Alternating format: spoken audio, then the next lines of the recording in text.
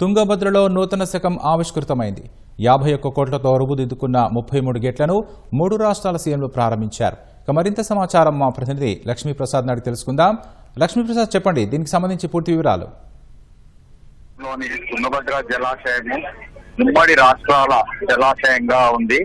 ఇక్కడ ఈరోజు ఒక చారిత్రాత్మక ఘట్టానికి ఈ తుంగభద్ర జలాశయము వేదికైంది. ముఖ్యంగా ఈ తుంగభద్ర జలాశయము నిర్మించి దాదాపు 74 సంవత్సరాలు పూర్తయింది. దాదాపుగా ఏ జలాశయమైనా 45 సంవత్సరాలు మాత్రమే ఆ గేట్లు అవన్నీ సేవలు అందిస్తాయి. దాని తర్వాత ఆ గేట్లు మెత్తబడి శిథిలావస్థకు చేరుతాయి. గేట్లను మార్పు చేయాల్సి ఉంటుంది 45 సంవత్సరాలు. అయితే ఈ మోక్షం అంటే దేశంలో ప్రఖ్యాత ఇంజనీరు మోక్షగుండం విశ్వేశ్వరయ్య డిజైన్ చేసిన, అంటే ఆయన ఇంజనీర్ గా ఉంటూ ఆయన చివరిగా డిజైన్ చేసిన తుంగభద్ర జలాశయము దాదాపు 74 సంవత్సరాలు ఈ గేట్లు సేవలు అందించాయి. దీనికి సంబంధించి ఈ 2024 ఆగస్టు 10వ తేదీన 19వ నెంబర్ గేటు ప్రవాహానికి కొట్టుకుపోయింది. అంటే 74 సంవత్సరాల తర్వాత ఈ గేటు కొట్టుకుపోవడం జరిగింది. దీంతో ఈ గేట్లు మార్పు చేయాల్సిన అవసరం గురించి సాంకేతిక అంటే ఆంధ్రప్రదేశ్, కర్ణాటక రాష్ట్రాలు ఉమ్మడిగా సాంకేతిక నిపుణులను ఆహ్వానించి వాళ్ళ ద్వారా ఈ గేట్ల భద్రత సంబంధించి పరిశీలన చేయించారు.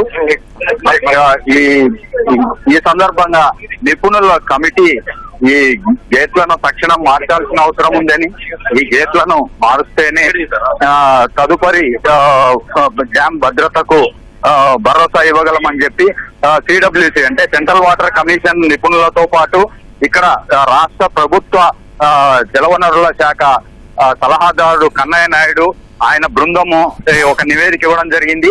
ఈ నివేదిక ప్రకారం ఈ గేట్లను మార్పు చేయాలని 3 రాష్ట్రాలు ఆంధ్రప్రదేశ్, కర్ణాటక, తెలంగాణ ఈ 3 రాష్ట్రాలు ప్రయోజనం పొందుతున్నాయి. ఈ జలాశయంతో మొత్తం 17 లక్షల ఎకరాలకు తుంగభద్ర జలాశయం నుంచి 3 రాష్ట్రాల్లో తాగునీరు అందుతూ ఉంది. దీంతో ఈ 3 రాష్ట్రాలు తీసుకున్న నిర్ణయంతో ఆంధ్రప్రదేశ్ ముఖ్యమంత్రి నారా చంద్రబాబు నాయుడు చొరవ తీసుకొని మొత్తం అంటే దీనికి సంబంధించి 52 కోట్ల రూపాయలు ఖర్చు అవుతుందని అంచనా వేశారు. ఈ అంచనా ప్రకారం 2025 డిసెంబర్ 5వ తేదీన గేట్లు మార్చడానికి పూజ నిర్వహించారు.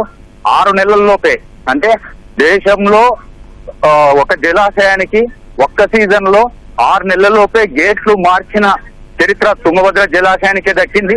అది కూడా ఆంధ్రప్రదేశ్ రాష్ట్రం చొరవ తీసుకోవడం వల్ల ఈ రాష్ట్రానికి మాత్రమే ఈ ఘనత దక్కిందని సాంకేతిక నిపుణులే స్పష్టం చేయడం జరిగింది. మొత్తం మీద పూర్తయిన 6 నెలల్లోపే గేట్లు, దానికి సంబంధించిన గొలుసుల పనులన్నీ సంపూర్తిగా పూర్తి అవడంతో ఇవాళ 3 సీఎంలు, Andhra Pradesh CM Chandrababu Naidu, Telangana CM Revanth Reddy, Karnataka CM Shivakumar, వీరు 3తో పాటు కేంద్ర జలశక్తి మంత్రి కూడా పార్టీలు ఇక్కడికి రావడం జరిగింది.